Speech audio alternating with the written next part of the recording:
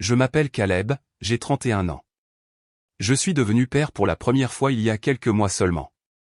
Je pensais savoir quel genre d'homme je serais à ce moment-là, protecteur, présent, peut-être un peu dépassé. Mais je ne m'attendais jamais à ce que ma propre famille soit la plus grande menace pour la sécurité de mon fils.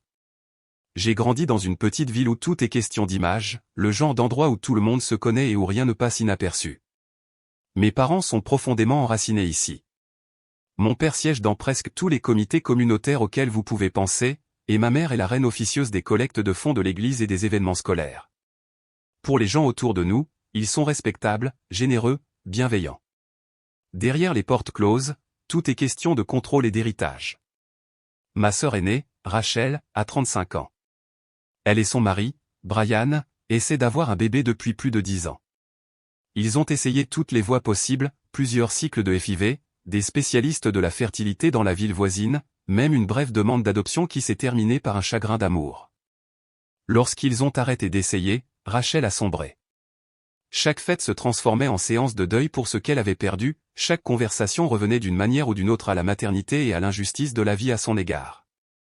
Je n'avais pas prévu d'avoir un bébé de sitôt. Léa et moi, nous étions simplement en train de construire notre vie ensemble, rien de grandiose, pas de grands projets. Nous étions heureux lorsqu'elle est tombée enceinte. C'était une surprise, mais nous savions que nous voulions garder le bébé. Nous avons fait en sorte que cela fonctionne, nous avons emménagé ensemble, nous avons établi un budget, nous avons fait des sacrifices. Nous étions de jeunes parents, certes, mais nous étions prêts. Lorsque nous avons annoncé la nouvelle à mes parents, la déception était évidente. Ils ne nous ont pas crié dessus ni critiqué ouvertement, ils ont simplement fait comprendre leur désapprobation par la façon dont ils souriaient trop étroitement, posaient des questions qui ressemblaient davantage à des avertissements, et ne cessaient de mentionner comment les choses se faisaient autrefois. Nous ne nous attendions pas à une parade, mais nous espérions au moins un peu de chaleur. Au lieu de cela, c'était comme si nous les avions embarrassés. Pourtant, lorsque notre fils, Oliver, est né, les choses ont semblé changer au d'abord subtilement. Ma mère apportait des repas, mais toujours avec un commentaire sur le fait que Léa avait l'air fatiguée. Rachel est arrivée avec des cartons de vêtements de bébé, certains encore avec des étiquettes de prix. Elle a demandé quel était le thème de notre chambre d'enfant, quelque chose auquel nous n'avions même pas encore pensé, et a commencé à apporter des suggestions, tableaux Pinterest, palettes de couleurs, marques de couches. On avait l'impression qu'elle se préparait pour son propre enfant plutôt que d'aider avec le nôtre. Léa et moi avons attribué cela à une excitation excessive. Nous étions épuisés, nous apprenions tout sur le tas, et il était facile d'accepter de l'aide. Mais quelque chose clochait. Rachel gardait Oliver pendant des heures sans le lâcher, elle lui chuchotait des choses comme « Mama Rach est là » et riait comme si c'était une blague intérieure amusante. Puis elle a commencé à se présenter sans invitation. Une fois, je l'ai trouvée dans notre salon en train de tenir Oliver pendant que Léa faisait une sieste dans la pièce voisine. Elle s'était introduite à l'aide d'une clé de rechange qu'elle avait obtenue de mes parents. Nous avons changé les serrures après cela. Mes parents, au lieu de le dénoncer, l'ont encouragé. Ils ont proposé de garder Oliver un week-end pour nous donner du repos. Ils ont présenté cela comme un soutien, mais Léa et moi avons tous deux remarqué la façon dont ils l'ont dit, comme s'ils essayaient de commencer quelque chose de plus permanent. Chaque fois que nous refusions, l'ambiance se gâtait. Ma mère murmurait que nous étions trop protecteurs, mon père m'a dit que je devais penser à long terme. Puis il y a eu le dîner qui a tout éclairci. C'était censé être un repas familial informel. Léa et moi avons amené Oliver, et nous étions à mi-chemin lorsque Rachel l'a pris dans ses bras et a dit, devant tout le monde, « J'ai l'impression qu'il est l'enfant que je devais avoir. » Personne n'a bronché. Ma mère a tendu la main et lui a pris la main comme si elle avait dit quelque chose de courageux. Mon père m'a regardé comme si j'étais celui qui n'était pas raisonnable de ne pas répondre. J'ai regardé Léa de l'autre côté de la table, son visage n'a pas changé, mais j'ai su à ce moment-là qu'elle en avait assez. Elle n'a pas parlé du reste de la soirée. En sortant, mon père m'a tiré de côté. Il m'a dit que Rachel avait tellement souffert et que peut-être c'était une chance pour nous de guérir en famille, que peut-être ce bébé pourrait être une bénédiction pour plus que nous. Il a utilisé les mots « altruiste ». Il a parlé d'héritage, de la façon dont nous devions faire passer la famille en premier. C'est à ce moment-là que tout a cliqué. Ce n'était pas seulement du chagrin, ce n'était pas un amour mal placé, c'était un effort coordonné au subtil, calculé, vêtu de politesse et de culpabilité émotionnelle, mais un plan néanmoins. Un plan pour prendre notre fils, pour réécrire sa vie en une histoire qui avait plus de sens pour eux, pas pour nous. Un plan pour donner à Rachel la maternité qu'elle avait toujours voulu, indépendamment de qui avait réellement mis cet enfant au monde. Et j'ai su alors que rien n'était interdit pour eux, ni la culpabilité, ni la manipulation, ni même le sang. Après ce dîner, Léa et moi sommes restés assis en silence pendant longtemps. Puis elle m'a dit quelque chose que je ne connaissais pas. Rachel l'avait mise de côté des semaines plus tôt, lors d'une de ses visites, et lui avait demandé de lui donner le bébé au pas pour l'aider à l'élever, pas pour le garder, elle voulait la garde complète. Elle a dit que cela guérirait la famille et a essayé de faire en sorte que cela semble généreux, comme si nous serions toujours dans la vie d'Oliver, mais pas comme des parents accablés. Léa était restée silencieuse jusqu'à maintenant parce qu'elle espérait que c'était un faux pas unique, mais Rachel avait fait une nouvelle tentative 2 fois. C'était tout. Plus de conjectures, plus d'espoir qu'ils s'arrêteraient d'eux-mêmes. Nous avons pris 3 décisions cette nuit-là. Premièrement, Rachel ne serait plus jamais seule avec Oliver. Deuxièmement, il n'y aurait plus de visite surprise. Troisièmement, Rachel ne verrait Oliver que si Léa et moi étions présents et que cela était prévu à l'avance. Le lendemain matin, j'ai appelé mes parents. Je leur ai expliqué tout calmement. Je leur ai dit que c'était des limites, pas des punitions. Ma mère n'a pas écouté. Elle a dit que Léa essayait de nous diviser et de déchirer la famille. Elle a prétendu que tout cela était de la manipulation émotionnelle. Je lui ai dit que ce n'était pas à débattre, nous étions les parents d'Oliver, et c'est ce que nous avions décidé. Elle a raccroché en pleine phrase. 2 jours plus tard, mon père s'est présenté à notre appartement sans prévenir. Léa a emmené Oliver dans la chambre pendant que je sortais. Il a commencé par des banalités, comme s'il passait juste par là, puis est rapidement passé à la culpabilité. Il a évoqué la souffrance de Rachel, les années de traitements infructueux, la difficulté qu'elle avait vécue. Je l'ai laissé finir, puis je lui ai dit à nouveau que cela n'arriverait pas. Il m'a regardé dans les yeux et a dit « Rachel mérite d'être mère plus que vous ne méritez d'être père ». Je n'ai pas répondu. Je suis rentré à l'intérieur, j'ai verrouillé la porte et j'ai bloqué son numéro sur mon téléphone. Puis j'ai dit à Léa que nous devions commencer à tout suivre, chaque message, chaque visite surprise, chaque confrontation. Ce n'était plus émotionnel, c'était stratégique. Le lendemain, Rachel est passée sans prévenir, ayant utilisé un nouveau numéro pour joindre le concierge de l'immeuble. Elle avait une grande boîte de vêtements et de jouets pour bébé, comme si elle livrait quelque chose à un registre. Léa était seule à la maison avec Oliver. Rachel ne voulait pas partir, alors Léa est sortie pour parler sur le perron. Rachel a commencé à pleurer, disant que Léa était égoïste et cruelle, que ce bébé lui appartenait. Elle a même essayé de passer devant Léa pour entrer dans la maison. C'est à ce moment-là que je suis arrivé. J'avais quitté le travail tôt parce que Léa ne répondait pas à son téléphone. Ses mains étaient pleines. Je suis sorti, j'ai marché droit vers le perron et je me suis placé entre elles. Rachel a demandé si nous pouvions parler. J'ai dit non. Je lui ai dit que ce n'était pas normal et qu'elle devait partir. Elle n'a pas discuté, elle est restée là à pleurer jusqu'à ce que Léa rentre à l'intérieur et ferme la porte. Puis elle s'est retournée et est partie. Ce soir-là, mes parents nous ont invités à un dîner de famille. Léa ne voulait pas y aller, elle a dit que cela ressemblait à un piège.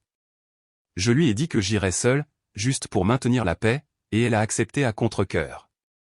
Je suis entré chez mes parents et j'ai immédiatement vu les signes, des chaises supplémentaires, des membres de la famille que je n'avais pas vus depuis des mois, Rachel assise sur le canapé déjà en larmes, tenant une photo encadrée d'Oliver.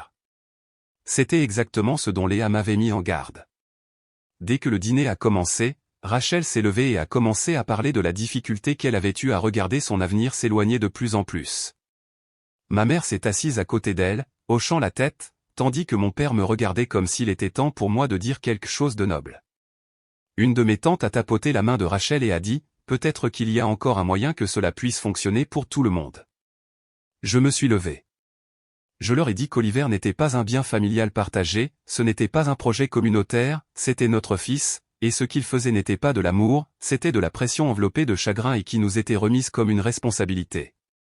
Je suis parti avant le dessert. Quand je suis rentré à la maison, Léa préparait déjà un petit sac de voyage. Elle avait vu un message de ma cousine concernant le dîner et ne voulait pas être à la maison si quelqu'un décidait de se présenter à nouveau. Nous sommes restés dans un hôtel cette nuit-là ou juste une nuit, assez de temps pour réfléchir. Le lendemain matin, nous avons contacté un avocat spécialisé dans les affaires familiales. Nous avons tout expliqué, ce qui s'était passé, qui s'était présenté, les messages, les commentaires, la visite au café, la pression émotionnelle. Il a écouté, pris des notes et a dit que nous prenions la bonne décision en engageant des démarches judiciaires rapidement. Il nous a dit de tout documenter, pas seulement les textos ou les emails, mais aussi chaque appel, chaque visite non sollicitée, chaque interaction. Il a également dit quelque chose de clair, légalement, nous avions raison, mais nous devions être prêts à une escalade. Il a dit, les familles comme celle-ci reculent rarement proprement lorsqu'elles pensent agir pour le bien supérieur. Léa et moi avons convenu de réduire le contact au strict minimum. Nous avons bloqué Rachel. J'ai gardé le numéro de ma mère pour le moment, uniquement en cas d'urgence, mais Léa a bloqué tous ses numéros connus, ses emails et ses comptes sociaux. Nous avons créé un nouveau groupe de contacts de confiance, gardé privé. Nous avons de nouveau changé les serrures de notre porte. À partir de ce moment-là, chaque décision que nous prenions serait axée sur une seule chose, protéger Oliver non pas des étrangers, mais des personnes qui prétendaient l'aimer le plus. L'avocat n'a pas perdu de temps. Il a expliqué exactement ce qui devait se passer ensuite. Légalement, nous étions sur des bases solides, mais nous devions tout documenter, textos, messages vocaux, visites inattendues, même les messages de seconde main. Plus il y avait de preuves, mieux c'était. Il a expliqué que nous pourrions envisager une injonction de cesser et de s'abstenir si les limites continuaient à être franchies, et même une ordonnance de non-communication complète si les choses dégénéraient. 3 jours plus tard, Léa a reçu un message d'une ancienne amie de fac avec laquelle elle n'avait plus parlé depuis plus d'1 an. Le message était sorti de nulle part, long, émotionnel, et clairement pas écrit selon ses propres termes. Il disait des choses comme « Pensez à la sororité » et « Rachel mérite d'être mère aussi ». Cette amie avait été contactée par Rachel. Nous l'avons immédiatement bloquée. Je l'ai contactée via un nouveau numéro, lui ai brièvement dit que nous savions qu'elle avait transmis les paroles de Rachel, et l'ai averti que toute personne qui jouerait les messagères serait retirée de nos vies sans autre préavis. Puis j'ai vérifié ma boîte de réception. Il y avait un email d'une nouvelle adresse que ma mère n'avait pas utilisée auparavant, pas seulement un message, mais un document complet en pièces jointes. Il s'agissait d'un PDF intitulé « Projet de coparentalité pour Oliver ». À l'intérieur, il y avait des en-têtes, des puces et une ventilation des horaires. Il y avait même des sections intitulées « Week-end avec Rachel », « Rotation des vacances » et « Tutelle à titre provisoire ». Ma mère l'avait écrit comme une proposition commerciale. Son ton était poli et courtois, mais le message était clair, il pensait toujours que c'était négociable. Je n'ai pas répondu. Je l'ai transmis à notre avocat et je l'ai enregistré dans le dossier que nous tenions désormais à jour quotidiennement. Le fichier grossissait déjà rapidement avec des horodatages, des captures d'écran, des transcriptions et des documents imprimés. Il ne s'agissait plus seulement de famille, c'était une campagne. Les parents de Léa sont venus ce week-end-là. Ils ont remarqué les sacs emballés près de la porte, la tension dans notre routine et la façon discrète dont nous vérifions les fenêtres chaque soir. Après le dîner, son père m'a tiré de côté. Il m'a dit qu'ils aideraient à couvrir les coûts si nous décidions de déménager sans question, sans condition, juste pour aller quelque part en sécurité. Quelques jours plus tard, quelque chose d'autre a confirmé ce que nous soupçonnions. Au travail, mon manager m'a arrêté dans le couloir. Il m'a demandé d'une voix prudente si tout allait bien à la maison. Apparemment, quelqu'un en ville avait fait quelques commentaires concernant l'état de bien-être d'Oliver. Je lui ai directement demandé qui l'avait dit. Il ne connaissait pas la source, mais c'était suffisant pour le faire demander. C'est tout ce dont j'avais besoin. J'ai rencontré les ressources humaines cet après-midi-là. J'ai tout expliqué, sans rien omettre, et j'ai soumis un court rapport écrit pour le dossier, au cas où. Ils ont accepté de signaler toute demande extérieure me concernant et de me prévenir si quelque chose de suspect arrivait. C'était la première fois que je devais impliquer mon lieu de travail, mais ce ne serait pas la dernière. La même semaine, Rachel a de nouveau confronté Léa. Cette fois, Léa était seule dans un petit café qu'elle fréquente près de notre appartement. Rachel s'est approchée sans prévenir et a essayé de s'asseoir avec elle. Léa n'a pas réagi, elle a laissé son café sur la table et est sortie. Lorsqu'elle est rentrée à la maison, elle n'a rien dit, elle m'a simplement remis l'écharpe qu'elle avait laissée tomber dans la précipitation et a fermé la porte de la chambre derrière elle. Ce soir-là, notre avocat a envoyé un avertissement formel de non-communication à Rachel. Il a été rédigé et remis par son cabinet. Les termes étaient simples, pas de message, pas d'appel téléphonique, pas de communication par l'intermédiaire de tiers et aucune approche physique. Si elle enfreignait l'une d'elles, nous engagerions d'autres poursuites judiciaires. Cet avertissement a également été ajouté à notre dossier croissant, ainsi qu'une copie envoyée au café de Léa au cas où Rachel reviendrait. Nous avons agi ce soir-là. Léa et moi avons tous deux changé nos numéros de téléphone. Nous avons créé une liste de contacts essentiels des personnes en qui nous avions confiance sans hésitation et nous n'avons partagé nos nouveaux numéros qu'avec elles. Tous les autres étaient exclus, les membres de la famille qui ne s'étaient pas exprimés, laissés pour compte, les amis qui étaient restés neutres, retirés. Nous ne prenions plus de risques. Le lendemain, j'ai discrètement cherché des informations sur de nouvelles locations ou quelque chose en dehors de notre ville, calme, assez loin pour que nous ne rencontrions personne de notre vie actuelle. Les parents de Léa nous ont aidés à dresser une liste d'options. Nous en avons visité une ce week-end-là sous un autre nom, en utilisant un email temporaire et un dépôt en espèces. Nous n'avons pas donné d'adresse de redirection, aucun membre de notre famille n'a été informé. Léa a emballé les affaires d'Oliver le lendemain. J'ai pris un congé sans dire pourquoi. Nous avons commencé à organiser notre déménagement discrètement, pas de mise à jour sur les réseaux sociaux, pas d'annonce. Nous avons même désactivé le partage de localisation sur nos téléphones. Moins on le savait, mieux c'était. Car après tout, les emails déguisés en contrat, les tiers se présentant dans les cafés, les mensonges chuchotés à mon patron où une chose était claire, cela ne s'arrêterait jamais tout seul. Si nous voulions la paix, nous devions la prendre. Personne ne nous la donnerait. Nous avons finalisé la location d'une petite maison dans une ville voisine. C'était un quartier calme dans une rue sans issue, sans trafic piétonnier et sans voisins qui nous connaissaient. Nous avons payé le dépôt en espèces via un email temporaire, avons planifié le déménagement un jour de semaine et avons réservé la société de déménagement sous un autre nom. Nous avons emballé les choses avec soin, ne prenant que ce dont nous avions besoin, tout le reste a été donné ou laissé derrière. Pas d'adieu, pas d'avis, pas de réseaux sociaux. L'avocat a remis une lettre officielle de cessation et d'abstention à Rachel le même matin où nous avons signé le nouveau bail. Elle était formulée directement, tout contact futur, en personne ou par l'intermédiaire de tiers, serait considéré comme du harcèlement et traité légalement. Une copie a été envoyée à son adresse par courrier recommandé, une autre a été envoyée à son lieu de travail. Notre avocat nous a conseillé de nous attendre à des réactions, et il avait raison. Le lendemain, j'ai reçu un email de Brian, le mari de Rachel. Il a écrit comme s'il essayait de médiatiser et a demandé si nous pouvions trouver une solution pacifique. Je n'ai pas répondu. Je l'ai transmis à notre avocat, qui l'a documenté et a ajouté le nom de Brian aux instructions de non-communication. Pas de contact signifiait pas de contact de leur part. L'email de Brian a été signalé et bloqué. C'était la fin. 3 jours plus tard, ma mère est apparue devant mon immeuble vers midi. Elle s'est placée près du parking et a commencé à crier mon nom fort, à plusieurs reprises. Elle n'était jamais venue à mon lieu de travail auparavant. Je suis retourné à l'intérieur et je suis allé directement aux ressources humaines. Les caméras de sécurité l'avaient déjà filmé. Les RH ont immédiatement mis à jour la politique de sécurité interne. Mon dossier comprenait désormais une note d'accès restreint, aucune famille n'est autorisée sur place sans préavis écrit et approbation. Ce soir-là, Léa a reçu une livraison de fleurs inattendue. Il n'y avait pas de carte, juste une petite note glissée à l'intérieur qui disait « Vous avez volé ce qui aurait dû être le mien ». Elle n'a pas touché les fleurs. Nous avons pris une photo de tout aux boîtes, notes, horodatage et avons appelé la police. Un agent est venu, a fait un rapport et l'a classé comme une menace possible. Nous avons envoyé une copie numérisée du rapport à notre avocat le même jour.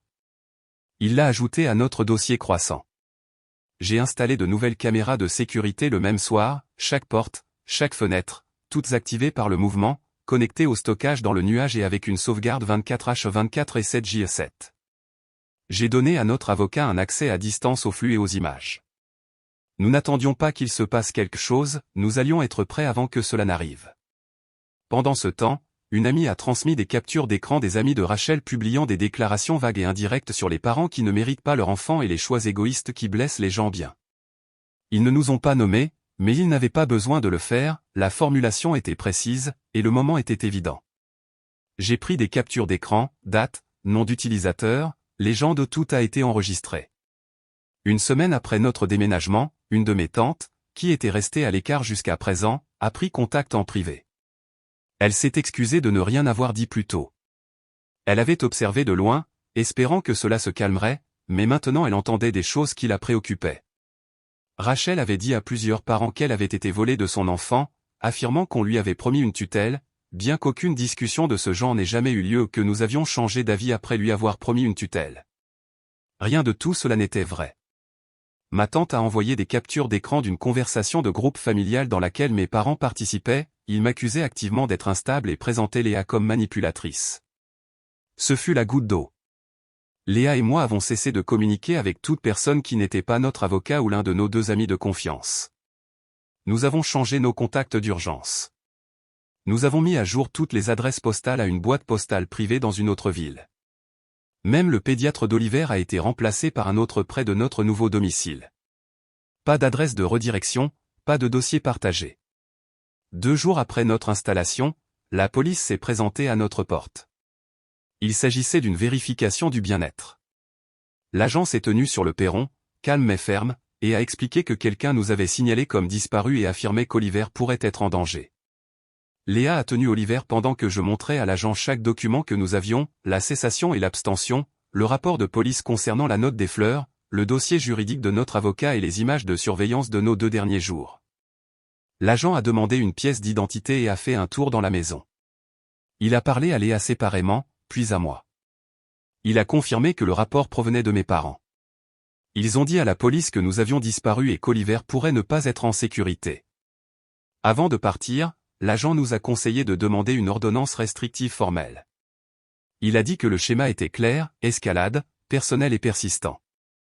Il m'a remis une carte avec un numéro de dossier et nous a encouragés à faire un suivi au commissariat local. Il a également enregistré notre adresse commune, situation connue, ce qui signifie que tous les rapports futurs seraient examinés différemment. J'ai fermé la porte derrière lui et je l'ai de nouveau verrouillée. Nous ne protégions plus seulement notre maison, nous construisions un dossier, pièce par pièce. Le matin suivant la vérification du bien-être, Léa et moi avons rencontré notre avocat et avons déposé une demande d'ordonnance de protection contre Rachel, ma mère et mon père. Nous avons apporté tout avec nous, des copies des rapports de police, des captures d'écran, des images de caméra, des horodatages, des emails, une lettre de cessation et d'abstention et la note des fleurs. L'avocat a soumis le tout dans un dossier complet de harcèlement, il faisait près de 5 cm d'épaisseur. Il nous a conseillé de commencer à tenir à jour une chronologie imprimée et horodatée pour que tout reste structuré. Nous avons mis à jour le fichier quotidiennement avec de nouvelles entrées, en reliant chacune avec des preuves jointes, photos, messages, enregistrements, tout ce qui est traçable. 3 jours plus tard, un autre document juridique est arrivé, cette fois de l'avocat de mon père. Il s'agissait d'une demande de droit de visite des grands-parents. Ils avaient déposé une demande auprès du tribunal, essayant de soutenir qu'ils entretenaient une relation significative avec Oliver et méritaient un accès régulier. Notre avocat a immédiatement déposé une objection, y compris un rapport détaillé prouvant que mes parents n'avaient jamais pris soin d'Oliver ni la nuit, ni pendant une maladie, ni pendant nos heures de travail. Tous les contacts précédents avaient été limités, et les contacts récents étaient documentés comme étant nocifs. L'objection a été acceptée sans audience, la demande a été rejetée. La même semaine, un colis est arrivé à notre porte d'entrée. Il n'y avait pas d'adresse de retour. À l'intérieur, il y avait un petit ours en peluche. Léa a remarqué quelque chose d'anormal tout de suite, les yeux étaient anormalement brillants. Elle l'a tenu contre la lumière et a vu un petit point rouge clignotant derrière l'un des pupilles en plastique. Nous ne l'avons pas touché. Après cela, nous l'avons placé dans un sac en plastique scellé et avons appelé la police. Les agents sont arrivés et ont confirmé ce que Léa soupçonnait, il contenait une caméra cachée. Ils l'ont pris comme preuve et ont mis à jour notre dossier. Cela a marqué l'escalade la plus sérieuse à ce jour. Notre avocat a commencé à préparer une demande d'audience d'urgence si le comportement persistait. Plus tard dans la soirée, j'ai reçu un message d'un de mes cousins. Il ne s'était jamais impliqué, n'avait jamais commenté ni contacté, mais cette fois, il l'a fait. Il a dit qu'il avait quelque chose que nous devions voir et a envoyé des captures d'écran d'une conversation de groupe où Rachel avait parlé avec plusieurs connaissances communes. Dans les messages, elle leur a appris comment décrire Léa comme émotionnellement instable, comment mentionner négligemment un comportement inquiétant, comment suggérer de la négligence sans faire d'accusation directe. Ce n'était pas seulement des ragots, c'était une tentative de diffamation organisée. Notre avocat a commencé à rédiger une demande de dommages et intérêts pour diffamation. Nous ne l'avions pas encore déposée, mais au moment où quelque chose serait dit publiquement ou répété aux autorités, elle serait soumise. Les captures d'écran transmises depuis le téléphone de mon cousin ont été ajoutées au dossier. Nous avons également mis à jour tous les détails de notre vie pour supprimer l'accès de notre famille. Le nouveau pédiatre d'Oliver a été informé de la situation, ses dossiers médicaux ont été mis à jour pour supprimer tous les noms liés à mes parents ou à Rachel. Les contacts d'urgence étaient limités aux parents de Léa et à nos 2 amis les plus proches, aucune exception.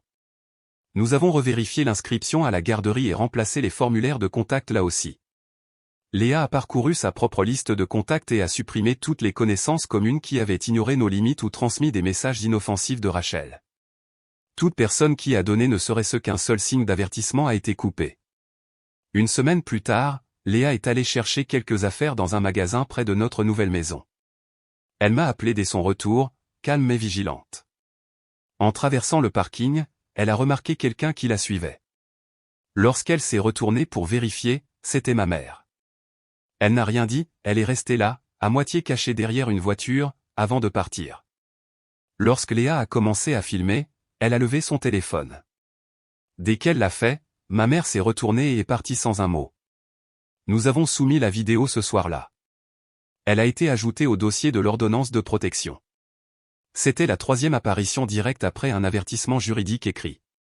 Le lendemain matin, je suis allé à notre bureau de location et j'ai demandé que notre bail soit mis à jour pour que notre adresse soit considérée comme confidentielle dans tous les registres de propriété accessibles au public et au gouvernement.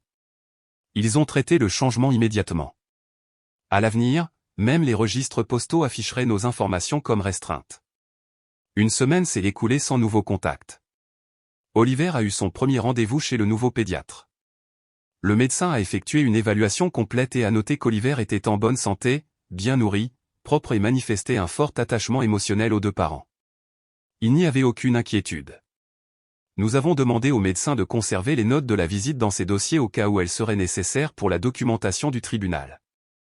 Il a accepté. Après des semaines d'alerte constante, nous avons finalement pris du recul.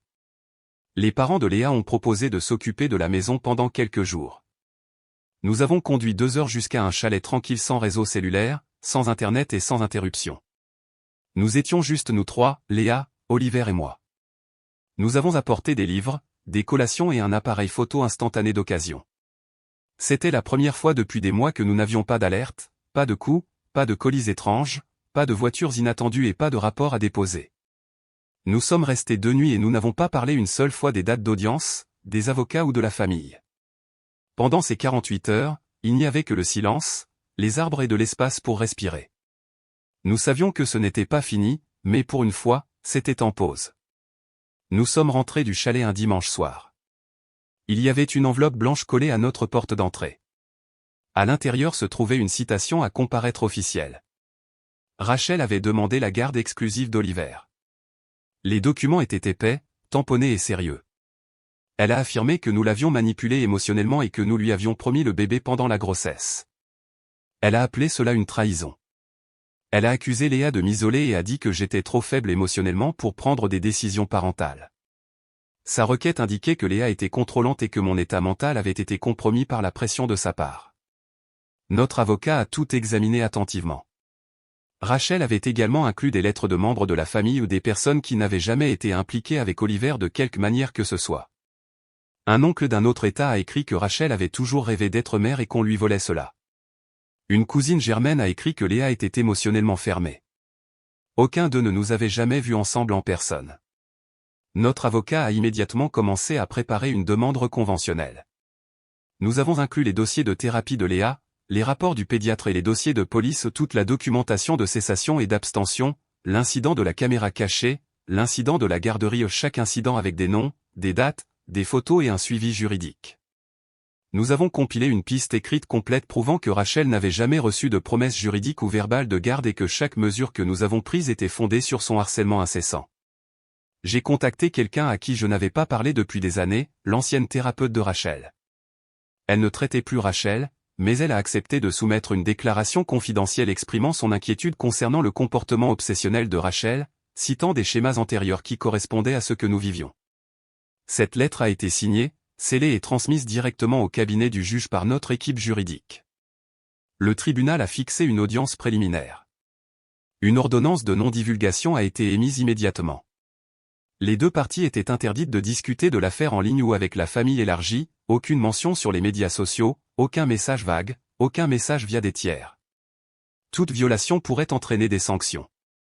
Léa et moi avons passé en revue chaque compte que nous avions, Facebook, email, application photo, même les sauvegardes cloud. Nous avons supprimé toutes les photos de bébés, supprimé toutes les références publiques à notre emplacement et verrouillé tout avec une authentification à 2 facteurs.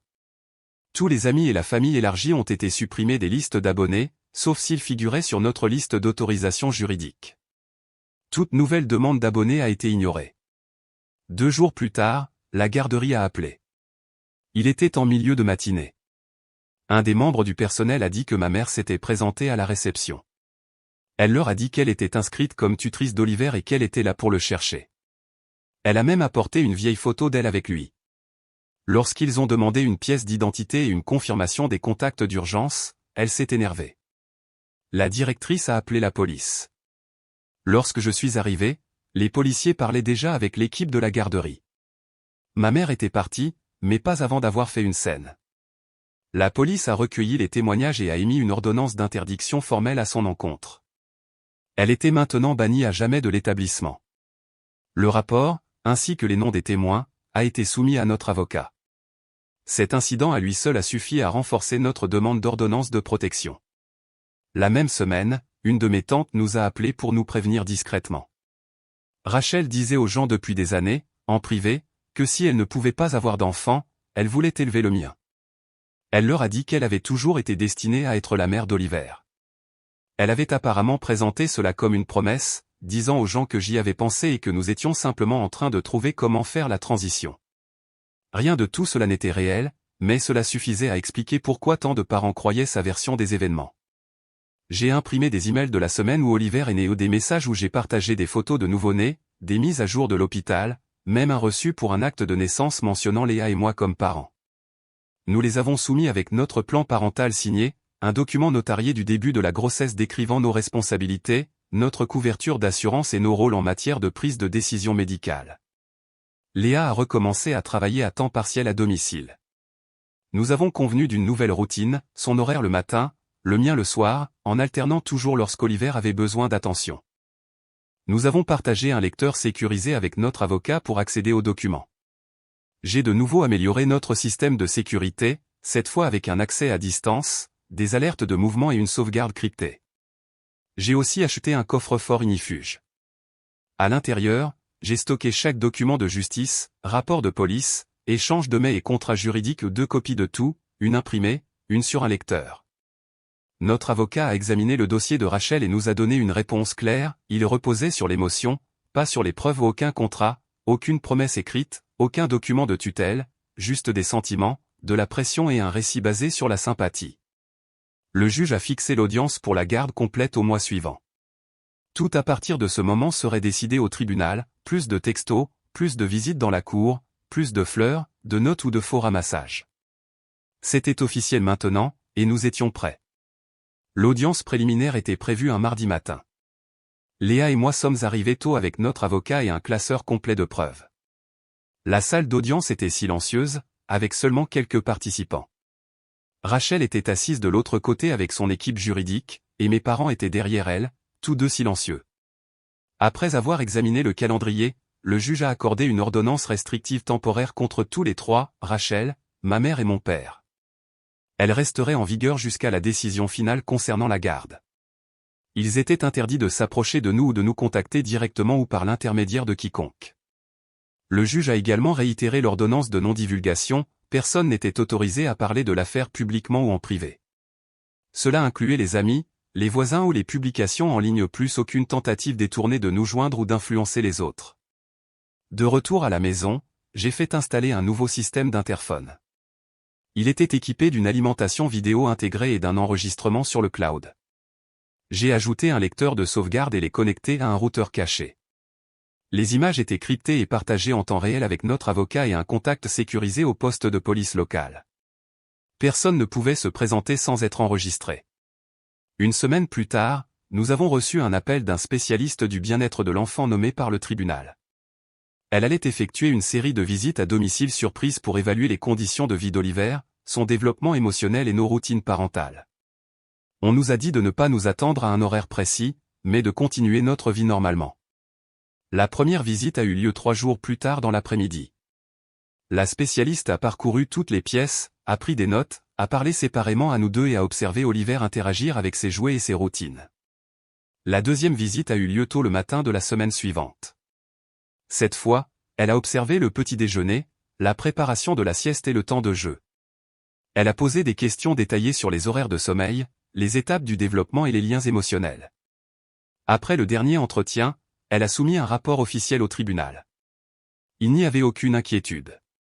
Elle a décrit Oliver comme heureux, en sécurité et épanouissant. Son attachement émotionnel aux deux parents a été décrit comme fort et visiblement sain.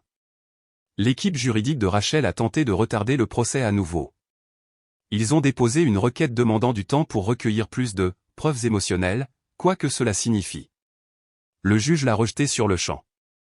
La documentation déjà soumise était exhaustive, le tribunal ne voyait aucune raison de retarder. Notre avocat a présenté un rapport psychologique datant de 5 ans, une ancienne évaluation de Rachel liée à ses séances de soutien à l'infertilité. Les dossiers, obtenus légalement grâce à la coopération de son ancienne thérapeute, ont montré des réponses à un traumatisme à long terme, des spirales de deuil intense et une instabilité émotionnelle. Les documents ne la présentaient pas comme mauvaise, mais ils montraient clairement qu'elle était malade et que sa douleur avait façonné son comportement. Vers cette époque, j'ai reçu un appel de mon chef de département. Ils m'ont proposé un poste permanent à distance. J'ai accepté le même jour. Cela signifiait que je pouvais rester à la maison, aider Léa et surveiller tout cela sans sacrifier mon travail. Nous avons ajusté nos horaires afin d'être tous les deux présents pendant la majeure partie de la journée d'Oliver. Puis un cousin à qui je n'avais pas parlé depuis des années m'a contacté. Il n'était impliqué dans aucun du drame, mais il avait été ajouté à un groupe de messages privés par erreur. Dans ce groupe, Rachel avait écrit que Léa allait bientôt abandonner l'éducation de l'enfant. Elle a affirmé que Léa s'était retirée mentalement et que j'étais dépassé. Elle continuait à faire valoir qu'Oliver lui appartenait. Les captures d'écran étaient horodatées et transmises à notre avocat ou une autre preuve pour le dossier. Un jour plus tard, notre propriétaire m'a contacté. Quelqu'un se faisant passer pour un membre de la protection de l'enfance s'était présenté et avait demandé l'accès à notre appartement. Le propriétaire était suspicieux. La personne n'avait pas de badge, n'a pas donné de nom complet et est partie rapidement lorsqu'elle a été interrogée. Avant de partir, le propriétaire a pris une photo sur son téléphone. La personne était une amie proche de Rachel. Nous avons déposé une plainte le lendemain matin auprès des autorités locales. Le propriétaire a accepté de témoigner au tribunal si nécessaire. Léa a recommencé une thérapie et a reçu un diagnostic officiel d'anxiété situationnelle. Sa thérapeute, après plusieurs séances, a rédigé une déclaration professionnelle expliquant comment la pression prolongée et le harcèlement avaient eu un impact sur sa santé. Ce n'était pas seulement émotionnel, c'était aussi physique, troubles du sommeil, problèmes digestifs, crise de panique. La lettre a été ajoutée au dossier du tribunal pour montrer le coût mental de la situation sur le principal soignant d'Oliver. On nous a également demandé de soumettre des déclarations personnelles. Léa et moi avons chacun rédigé des chronologies détaillées de la grossesse jusqu'à aujourd'hui, soulignant chaque incident et ses conséquences. Nous avons énuméré les coûts financiers, les effondrements émotionnels et les pertes familiales. La déclaration de Léa portait sur son rôle de mère et la peur qu'elle vivait chaque jour depuis que Rachel avait commencé à s'immiscer. La mienne portait sur la trahison de ma propre famille, son refus d'accepter les limites, les embuscades, les rumeurs et les mensonges. Nous avons terminé nos déclarations de la même manière, avec une simple demande, qu'Oliver soit autorisé à grandir sans le fardeau du désespoir de quelqu'un d'autre, que sa maison reste calme, stable et sûre, que l'amour soit défini par la protection, pas par la possession. L'audience finale était dans une semaine. Tout était prêt. L'audience pour la garde complète a commencé tôt le matin. Léa et moi étions assis à côté de notre avocat, tous deux silencieux, observant la salle d'audience se remplir lentement. Rachel est arrivée avec son équipe juridique. Mes parents étaient assis derrière elle. L'atmosphère était froide mais maîtrisée. Le juge est entré et a commencé immédiatement. Notre avocat a présenté en premier. Il a fait parcourir au tribunal un calendrier structuré, couvrant tout, du moment où Rachel a approché Léa pour la première fois au sujet de la prise du bébé au dernier rapport de police et ordonnance restrictive.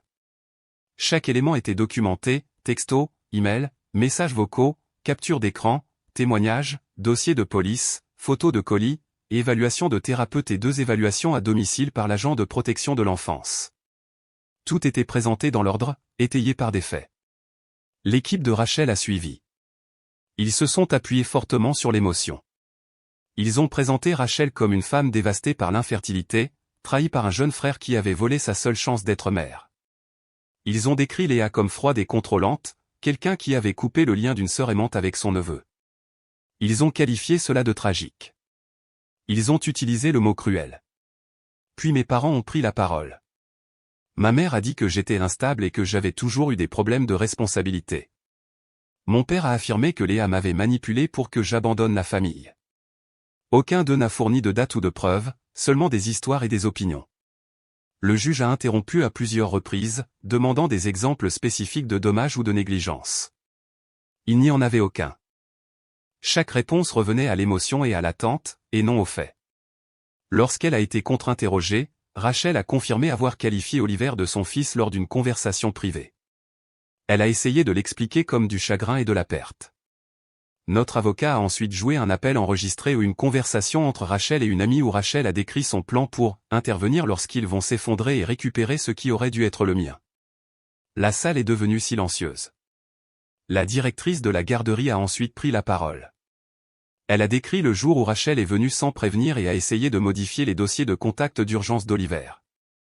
Rachel a prétendu être sa tutrice légale. La directrice a refusé, a demandé des papiers et a prévenu la police. Elle a expliqué comment les actions de Rachel ont conduit à une ordonnance d'interdiction formelle et à une interdiction permanente de l'établissement. Le juge a pris des notes. Il a demandé à la directrice de la garderie si elle avait déjà vu des signes de négligence ou d'instabilité chez Léa ou moi. Elle a répondu non. Puis est venu un collègue à moi, quelqu'un de mon département qui n'avait même jamais rencontré Léa. Il a témoigné de mon comportement au travail, de la façon dont je gérais le stress, de la façon dont je parlais de la paternité. Il m'a décrit comme patient, constant et concentré. Son témoignage n'était pas émotionnel, il était pratique et régulier. L'agent de protection de l'enfance nommé par le tribunal a donné son rapport final. Elle a décrit notre maison comme stable et sûre. Elle a noté l'attachement clair d'Oliver aux 2 parents, son développement émotionnel et la façon dont Léa et moi partagions les responsabilités. Elle a déclaré au tribunal qu'aucun changement de garde n'était recommandé. Sa voix n'a pas tremblé. Ma thérapeute a soumis une lettre confirmant que je n'avais aucun antécédent d'instabilité ou d'agression et que j'avais maintenu une régulation émotionnelle tout au long de cette épreuve, malgré le harcèlement incessant. La documentation médicale de Léa avait déjà été examinée plus tôt. L'équipe de Rachel a essayé une dernière approche. Ils ont évoqué les vêtements de bébé et les articles de puériculture que Rachel avait offerts dans les premiers mois. Ils ont prétendu que c'était un investissement financier, un signe précoce d'intention parentale. Le juge l'a rejeté sur le champ. Il a dit que faire des cadeaux ne constituait pas un accord parental et a averti l'équipe juridique de ne pas présenter les gestes émotionnels comme des preuves juridiques. Notre avocat a fait sa déclaration finale. Il s'est concentré sur les limites, la sécurité et les précédents. Il a dit que le tribunal devait décider si l'obsession, le désespoir et le droit pouvaient prévaloir sur les droits parentaux et la sécurité documentée. Il a demandé au tribunal de protéger le droit d'un enfant à la stabilité face aux drames familiaux élargis. Le juge a appelé une courte pause. À son retour, la salle d'audience était silencieuse. Il a statué en notre faveur, la garde légale et physique complète d'Oliver restait chez moi et Léa. Rachel s'est vue refuser toute visite.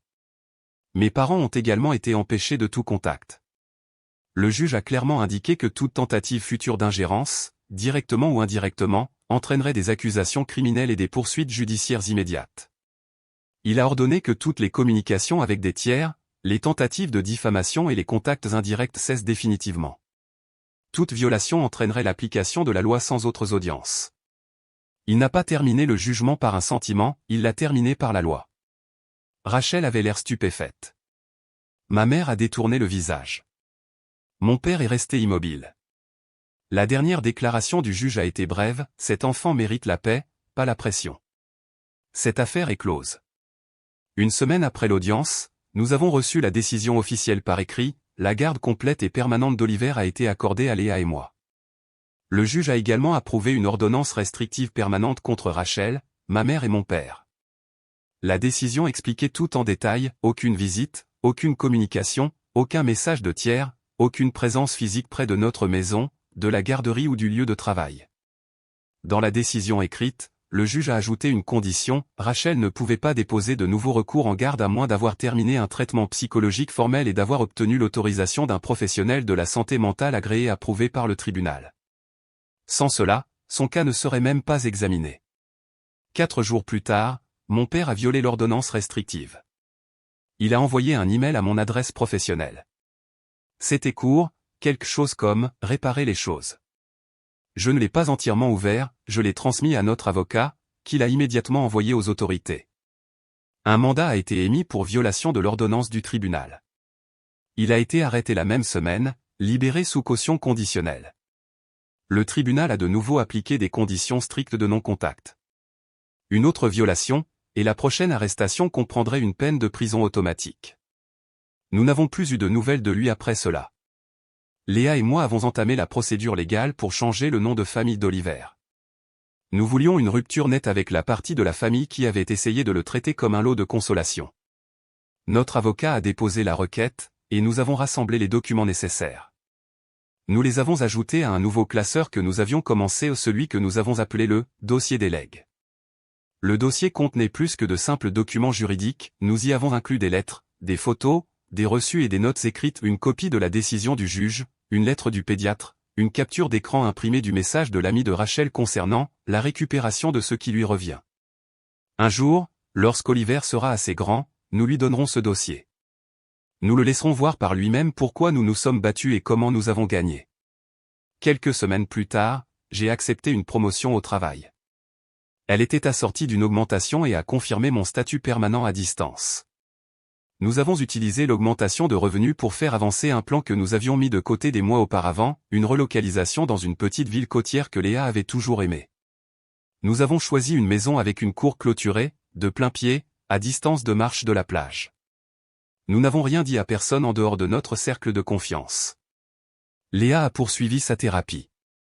Ses séances sont devenues moins fréquentes, et sa thérapeute a dit que ses progrès étaient remarquables. Elle a commencé à faire du bénévolat auprès d'un groupe local qui soutient les nouvelles mères confrontées à la pression d'une famille toxique. Elle n'a jamais partagé notre histoire publiquement, mais elle savait quoi dire aux femmes au bord de l'épuisement professionnel. J'ai rejoint un groupe de soutien par les pairs pour les pères confrontés au stress de la garde et à l'ingérence familiale. Je n'ai pas utilisé mon nom complet. J'ai partagé notre histoire, les mesures que nous avons prises et les outils qui ont fonctionné. Quelques hommes m'ont envoyé des messages privés après les réunions, me remerciant d'être clair et direct. Ils ne cherchaient pas de discours émotionnels, ils cherchaient des feuilles de route. Rachel aurait vendu sa maison et quitté l'État, selon une mise à jour qui nous a été transmise par un parent. Ma tante a envoyé un bref message, Rachel avait suivi un programme de santé mentale à long terme dans une autre ville, volontairement. Elle recevait un traitement maintenant, mais selon ma tante, elle se considérait toujours comme la victime. Elle ne s'était pas excusée, ne nous avait pas contactés et n'avait pas accepté ce que le tribunal avait déclaré. La nouvelle de l'affaire s'est répandue dans la famille élargie. Un cousin a partagé des copies de la décision avec quelques parents qui s'étaient rangés du côté de Rachel au début. Discrètement, les gens ont commencé à prendre leur distance avec mes parents. J'ai entendu dire que certains avaient bloqué leur numéro, quelques-uns ont même complètement coupé les ponts. Aucune annonce dramatique, juste le silence. Oliver a eu 1 an le mois dernier. Nous n'avons pas organisé une grande fête, juste nous 3. Léa a fait cuire un petit gâteau, et nous avons laissé Oliver le casser avec les 2 mains au milieu du salon. Nous avons pris quelques photos pour nous-mêmes, pas de médias sociaux, pas d'invitation familiale, pas de cadeaux de personnes extérieures, juste des ballons, de la musique et du calme. Plus tard dans la soirée, après qu'Oliver se soit endormi, j'ai ouvert un vieux cahier et j'ai écrit une dernière entrée au pas pour le tribunal, pas pour les preuves, juste pour moi. J'ai écrit que la paix n'arrive pas toujours avec la réconciliation, parfois, cela ressemble à de la distance, parfois à des limites fermement maintenues, parfois c'est juste l'absence de chaos. J'ai écrit que l'amour ne se prouve pas en renonçant aux choses, il se prouve en faisant la garde. Aucun parent ne devrait jamais être tenu de renoncer à son enfant pour maintenir la fantaisie de quelqu'un d'autre en vie. Nous nous sommes promenés sur la plage le lendemain matin. Léa tenait la main d'Oliver d'un côté, je tenais l'autre. Il faisait de petits pas maladroits dans le sable. Le vent était doux, les vagues étaient calmes. Et pour la première fois depuis un an, il n'y avait rien qui nous poursuivait, juste le soleil qui se couchait et nous trois qui allions de l'avant.